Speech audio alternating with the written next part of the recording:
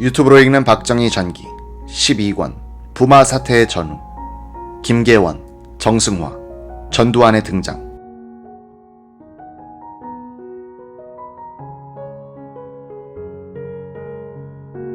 박 대통령의 소신과는 달리 여권 내에서는 선거 결과를 스스로 패배라고 인식하고 책임 소재를 가리는 작업이 시작됐다. 개인이나 조직이 외부의 도전에 직면할 때 자신의 논리를 지키지 못하고 외부의 논리를 받아들이면 반드시 패배의식을 갖게 되고 이는 내부 분열이나 붕괴로 이어진다.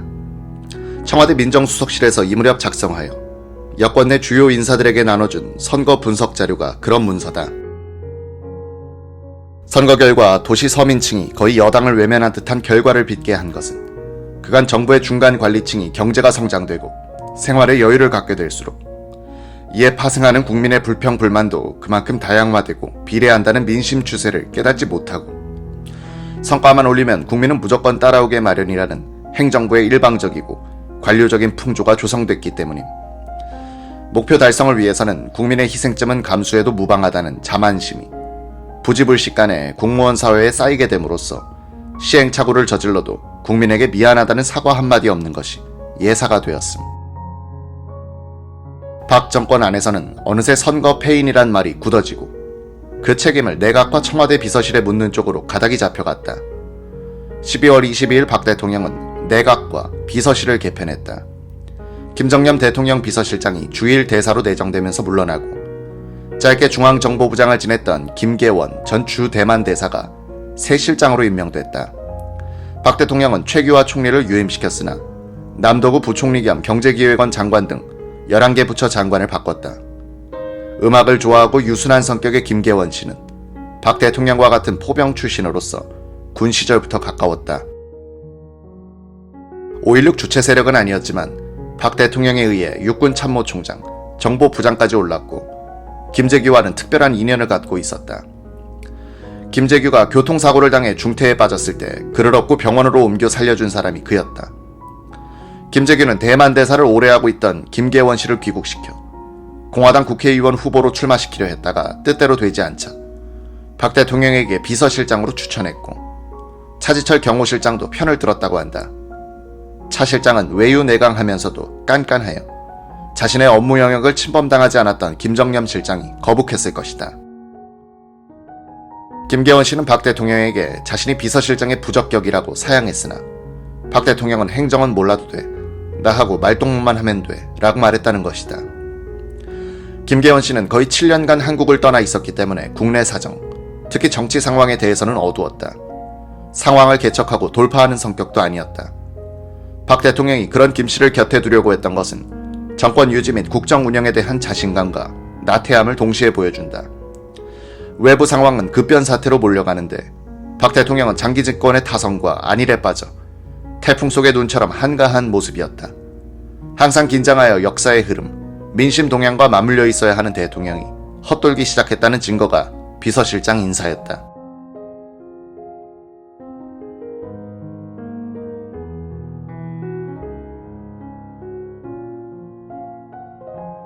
김계원 씨가 비서실장이 되면서부터 차지철 실장의 영향력이 커지고 김재규 정보부장은 약화된다.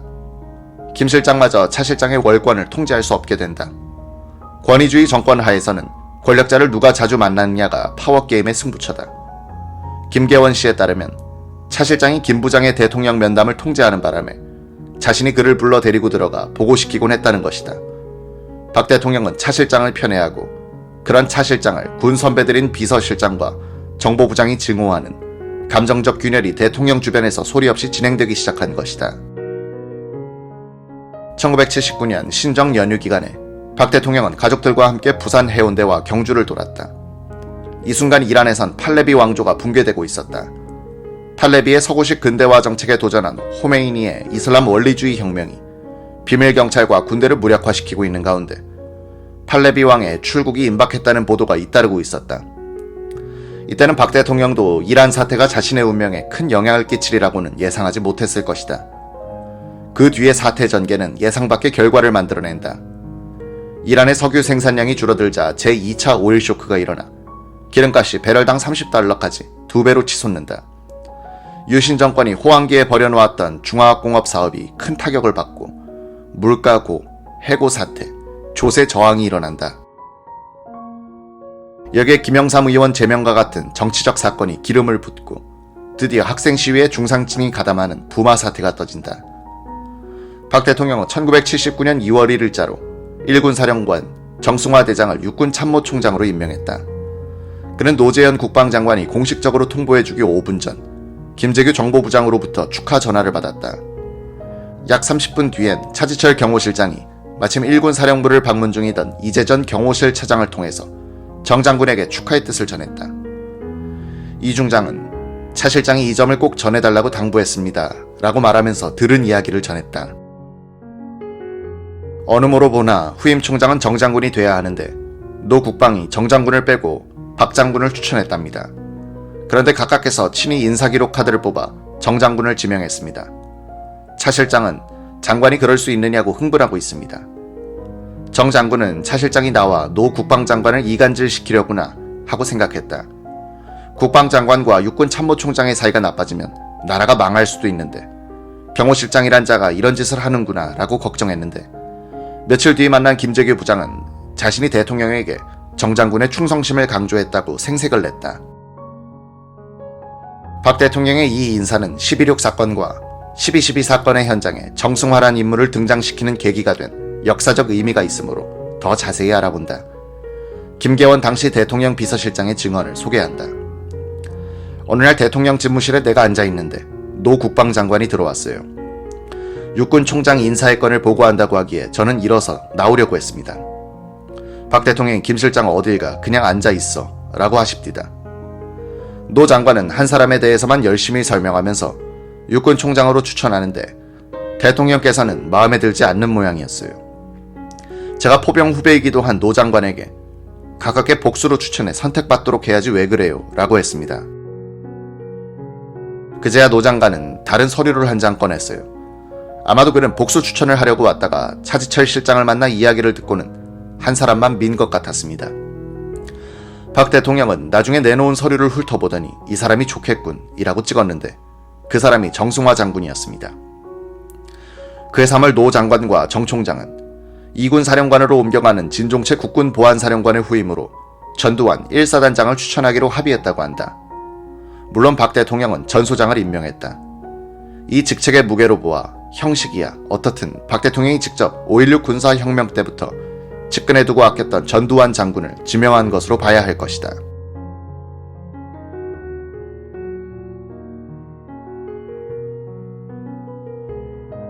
(1987년 4월에) 전두환 당시 대통령이 수뢰한 내용을 당시 통치사료 담당 공보비서관 김성익 씨가 기록했다.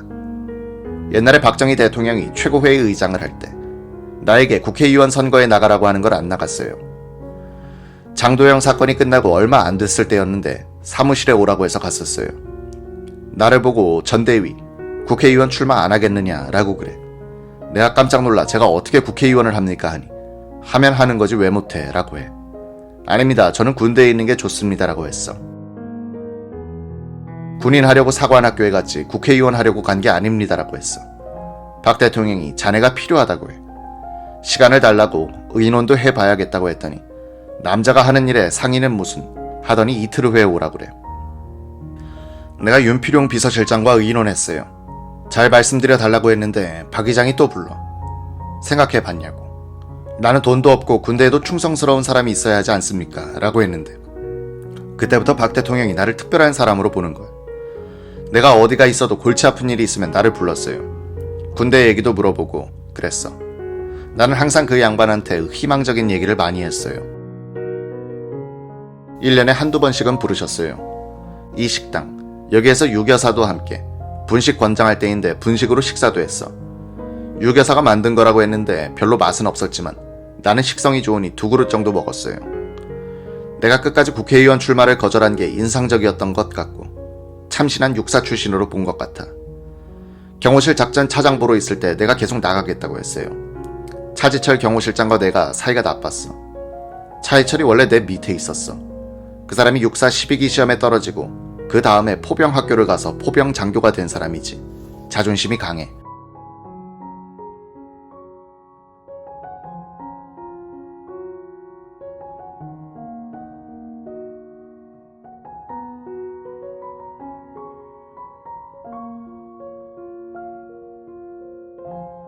나와 함께 미국에 갔는데 그 사람이 미국 사람과 싸움을 해서 퇴교를 당하게 돼 있었어. 한국 학생장인 나한테 그 사람을 위해서 변호할 시간이 주어졌어요. 내가 대위 때였는데 못하는 영어지만 열변을 토했어요. 이 사람이 훈련을 하다가 미국 장교는 10분 만에 교대를 시키고 외국 장교는 40분씩이나 교대를 안 시키는 데 대해 화가 나서 미군 군인을 때린 거야. 폭행을 하면 그 사람들은 큰 잘못으로 쳐요. 그때 일행이 장기호, 최세창 장군 등이었는데 내가 제일 선임자였어. 그때 외국 장교에 대한 차별 대우가 있었어요. 언어 장벽 때문에 모두 고생했어. 차대위가 외국인의 불만을 대표해서 때린 것이라고 내가 변호를 해서 결국 용서를 받았어.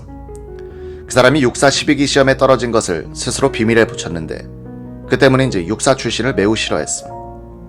그런 관계였는데 그 사람이 경호실장이 되고 내가 그 밑에 왔어. 내가 사단장으로 나가야 할 텐데 박 대통령이 직접 사인을 해서 경호실에 오게 된 거야. 내가 화가 나서 예편해버리려 했어. 박세직이 국방장관 보좌관이었는데 서종철 장관한테 면담 신청을 해서 저를 예편시키는 겁니까 물으니 박 대통령이 사인한 메모지를 꺼내면서 보라고 해. 차지철이가 여러가지 일을 삐뚤어지게 해. 중령으로 예편하고 국회의원을 한 사람인데 경호실장 하면서 꼭 국회의원을 상대하고 높은 장군을 경호실에다 데려다 놔. 차지철이가 나한테 경호실장 뺏길까봐 굉장히 신경 쓰는 것 같았어. 내가 내보내달라고 했어. 내가 소장이 되고 나서였어. 박 대통령과 김재규, 차지철, 나 이렇게 골프장에서 저녁을 먹는데 박 대통령이 사단장을 꼭 해보고 싶은가라고 물어서 군의 희망이 사단장 아닙니까? 라고 하니 그래, 사단장 해봐야 될 거야 라고 해. 그래서 사단장으로 나갔어요. 사단장으로 나갔으니 보안사령관으로 갈 수 있었던 거지. 박 대통령도 내가 군대를 좋아하고 순수하게 나가니 마음에 드는가 봐. 사실은 그분이 10월 26일에 돌아가셨지만 10월 27일에 내가 보안사령관으로서 보고를 하도록 돼 있었어. 김재규, 차지철 그리고 정당 관계에 암투가 있어 박 대통령이 상당히 위험할 것 같았어. 두툼한 보고서를 만들었어. 박 대통령은 보고서를 올리면 상대방한테 주워버리는 성격이 있어요. 직접 그 사람을 불러서 주의 줄 용기가 없는 거야. 정치 자감도 차지철을 통해서 받고 신세를 너무 많이 지니 정면으로 말은 못하고 보고서를 주워버리는 거지. 보고서를 낸 사람만 죽게 돼. 보안사에서도 진종채 전임 사령관이 나가면서 나한테 보고서를 내지 말라고 했어요. 보고서를 내면 죽는다고 하면서. 그러면 누가 박 대통령을 깨우쳐 주느냐. 내가 노재현 국방장관에게도 얘기했어. 비서실 내부도 엉망이고 우군 싸움이 김일성이와의 싸움보다 더 심했어. 망하려니 그런가 봐. 그래서 내가 10월 27일쯤 박 대통령에게 보고할 수 있게 해달라고 했어. 몇 번이나 읽어보고 연습도 하고 보고 준비를 다 했었는데 박 대통령이 돌아가셨다는 것을 알게 된 순간 결국은 이렇게 오는구나 하고 생각했어. 전두환 장군이 12.6 사건이 났을 때 국군 보안사령관 자리에 있지 않았더라면 비록 그가 정규 육사 장교단 출신의 자연스러운 리더였다고 하더라도 격동기의 주도권을 잡지 못했을 것이다.